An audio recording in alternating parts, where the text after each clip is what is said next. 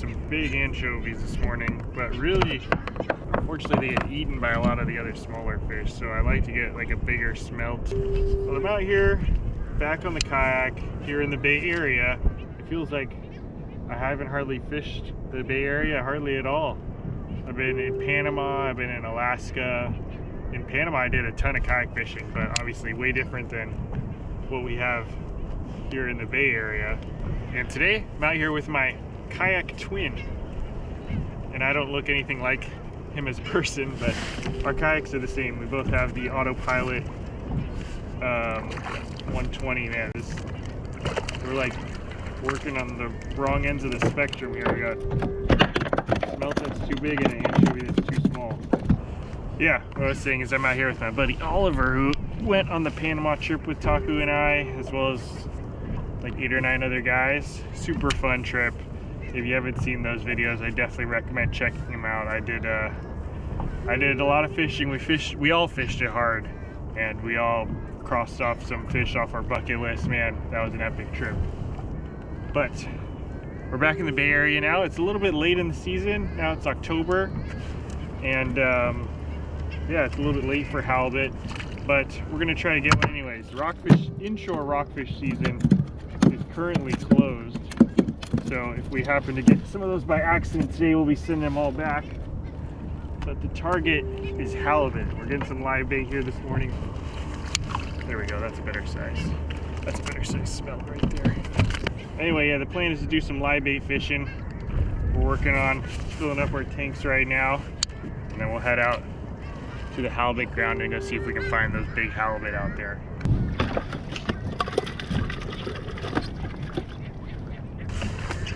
All right, let's go chase some halibut. Before we get out on the halibut, let's talk about the sponsor of today's video, which is PDS Debt. No one really wants to talk about debt, but unfortunately with the holidays also comes bills.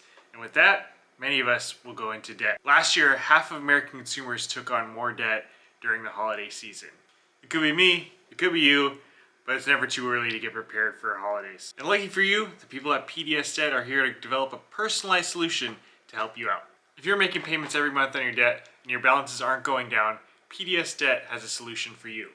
Everyone with $10,000 or more in eligible debt qualifies, and there's no minimum credit score required. Bad or fair credit is accepted.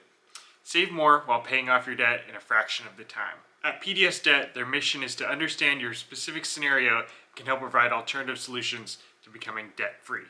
Start planning today. Get a debt-free analysis right now at pdsdebt.com/diehard. It only takes 30 seconds. Once again, that's pdsdebt.com/diehard. pdsdebt.com/diehard. If you want to get started today, check the link down in the description. Thank you to PDS Debt for sponsoring this video.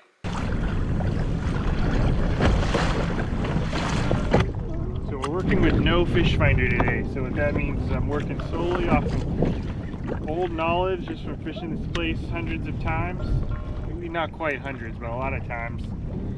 And also Navionics on my phone. So if you fish the Bay Area, especially if you're fishing, fairly often, I highly recommend getting Navionics.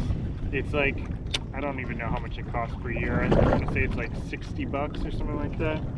It actually went up. It used to be even less, but anyway, I highly recommend it. I think it's super worth the money. Basically, it can show you all of the bottom contour, and then also it's just nice to have so you can mark your spots. Fish finders, I don't know, they go out. Sometimes the battery's not working, but you pretty much always have your phone on you when you're out here. And so with that Navionics, I can kind of navigate this area, kind of figure out, one, I'm not gonna like just troll or drift over the same spot over and over and over again. I kind of move around, try different areas, but also I can see where I've caught halibut before and then kind of circle those areas, maybe hit those once or twice just to see if there's not another one down there waiting in that same spot. So with that being said, since we're fishing for halibut, we want to be targeting sandy areas. And that's exactly what we're on top of right now. I'm working this kind of sandy patch that kind of funnels out into deeper water here. And there's some reefs around here too, which is great. The halibut, especially I feel like during the winter time, they like to tuck up kind of next to reefs, on the sand, but still close to reefs. But I don't want to be fishing right on top of the reefs because that's where you're going to run into lingcod catfish, all that kind of stuff that unfortunately is out of season right now, so we can't keep. But anyway, that's the plan for today. Watch my navionics, fish the areas that I've caught halibut in before, and hopefully put these live smelt in front of a nice hungry halibut down there. Technically, since I'm a commercial fisherman, I wouldn't have a limit anyways, but for all of you sport fishermen out there, if you're fishing out in the open ocean for halibut, you can put down multiple rods, which I think is an advantage, especially if you're fishing live bait like this. Sometimes on one rod, maybe your live bait gets hit and it's dead, or even if fish just takes it off and you don't see it, you can be fishing with nothing down there. So if you have two in the water, that definitely helps your chances of at least having one nice lively bait down there. So anyway, let's get our second rod set up, get that fishing as well.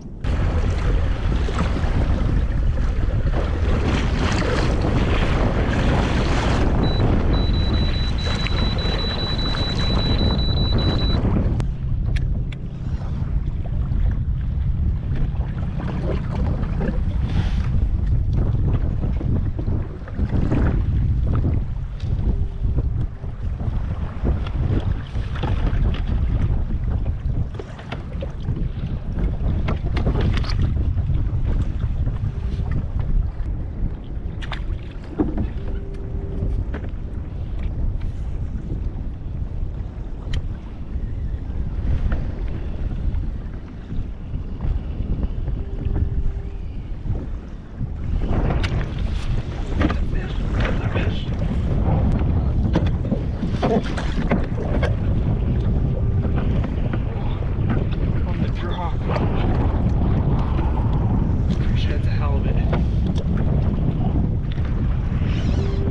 literally just pulled up to this spot, didn't even get my second rod in the water, and man, this thing was pumping, man. It went down big time. Pretty sure this is a halibut. Nice and heavy. Had some good head shakes at the beginning. Hasn't been easy, man. The weather's not great. We're dealing with some wind. But yeah, we just gotta persevere through all that. Try some different areas until you find one that has a fish in it. Like, I think this is what we're looking for. Man, that was like pretty much instant too. I just literally just put this down there. Like, it couldn't have been down more than like 30 seconds. All I did was put it down, put a bait on this rod, and I didn't even get it to the bottom. It's probably halfway, just sitting in the middle of the water column right now. But yeah, obviously, gotta focus on the fish now. I couldn't even get it out of the holder, man. It was pinned down there.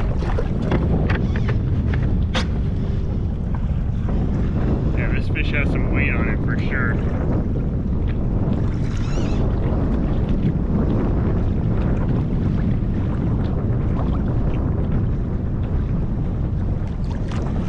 Obviously a different kind of fishing than Panama, man. In Panama, everything is moving so fast. The fish are going all over the place. A little bit different style back here in the Bay Area, but still fun nonetheless. This thing is just,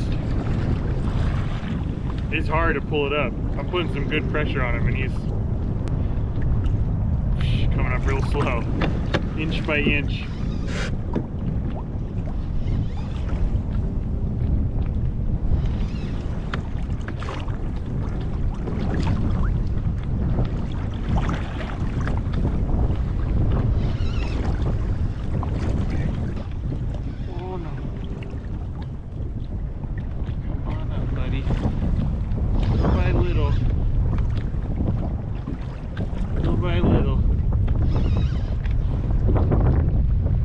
I was talking earlier about fishing some similar areas where I've caught fish before. The reason I pulled up to this spot is because I had a mark here from 2022, so 2 years ago. I think it was in September of 2022. I put the type of fish that it was, the date I caught it, and how big it was. I think, if I remember correctly, I caught a 30-inch halibut in this exact spot back in 2022, so 2 years ago. But it was about the same time of year. You know, that mark was from September. We're in October now, so That's exactly why I came up to here and dropped this smelt on this little area. And obviously, as you can see, there was at least one more fish sitting on that spot. I think we're getting kind of close.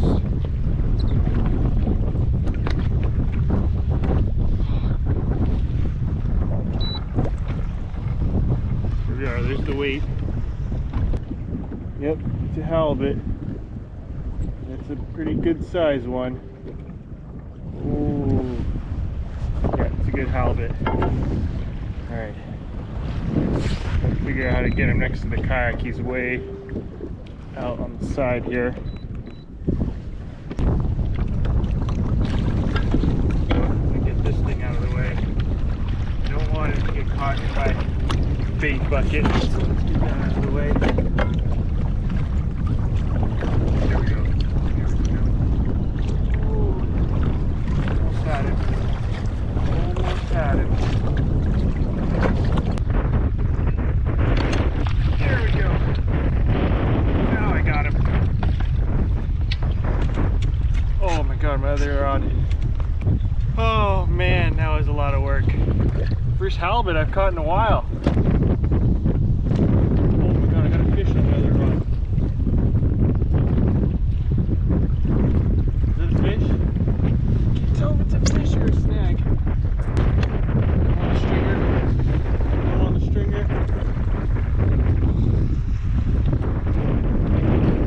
Alright, a lot going on here. Alright. That's on there. Leave that at the bottom of the kayak for a second. Let's see what's going on here.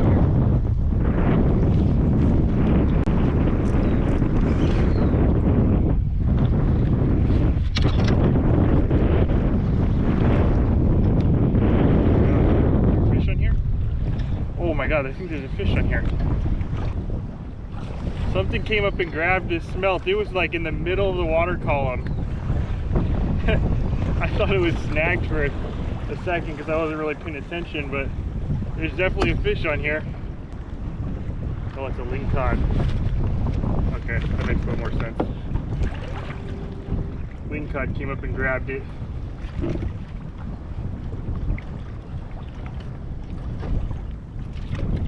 Well, this goes to show you that sometimes the halibut are hanging out right next to the reef because these guys aren't hanging out in sand.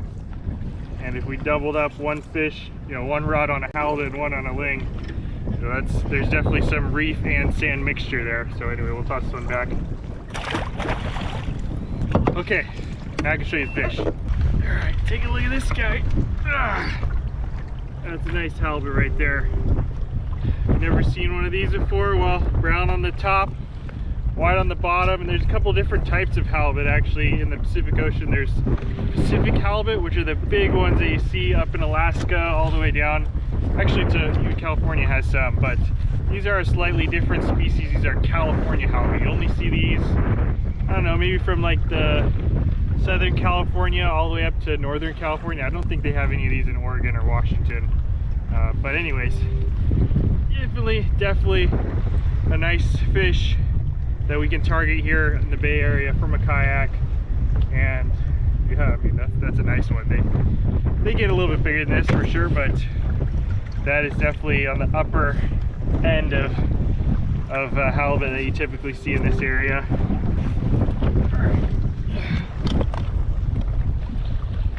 Mouth closed, right at about 36, maybe a little bit more. Yeah, 35, 36, something like that. And another thing that I do is I actually sell some of the fish that I catch. So this kayak that I'm on right now is my commercial kayak. I guess I have multiple kayaks now.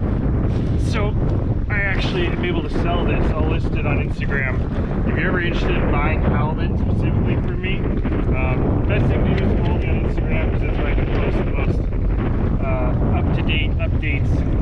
But if you're not on Instagram, totally understand that. You can also send me an email. I have my email in the video description.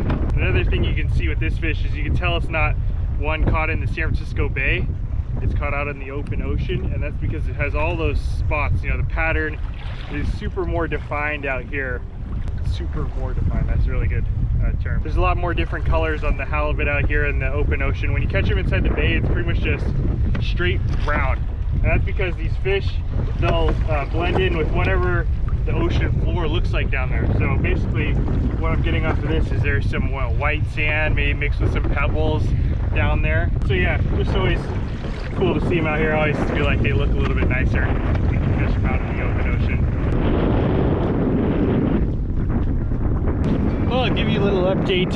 It is about noon now, and we started right at around 8 o'clock. Maybe we started fishing, so about 4 hours, and really not too much action. We literally just got that one bite and one fish that I guess we caught, link caught at the same time. But you know, overall, it's been a really tough bite. But sometimes when the bite is tough like this, just really honing in your strategy and using that live bait. I always feel like when the bite is tough, I feel like a live bait, it's tough to beat that. And so yeah, if you're looking to do some live bait fishing, highly recommend checking out one of these guys right here. This is my bait tank, Bait Shark. I have a promo code down in the description if you want to get a discount on one as well. As far as live bait tank goes, I think it's one of the cheapest and easiest way to do it on a kayak. You know, they have bait tanks that you can put in the back of your kayak that circulate water, but once you do that, you know, you're dealing with batteries and all kinds of, anytime the electricity gets involved, I always have, you know, issues with it. Not only do they use batteries, they're also much more expensive. So, you know, if you haven't checked out one of these, I highly recommend at least thinking about it for your kayak as far as live bait fishing goes. Good to get back out here. It's fun to fish with my buddy Oliver here. We've been trying to get out since we got back from Panama, but our schedules haven't lined up until today. So anyway, he's still working it over here. Hopefully he can get a bite, but man, it's really tough right now. I think just we're in the tail end of the season. You know, if you're looking to get on some halibut, I would recommend getting out as soon as possible, because as it gets colder and colder, the bite gets tougher and tougher, and you can't catch them all year round. I proved that last year. I caught one in every month of the year, but there's few and far between when it gets colder. So anyway, thank you all for watching this fun little episode. Good to get back out here, and looking forward to doing more fishing. I don't have any trips planned, no huge trips at least, for the near future. So gonna be doing a lot more Bay Area fishing here coming up. But anyway, thank you all for watching, and we'll see you on the next one.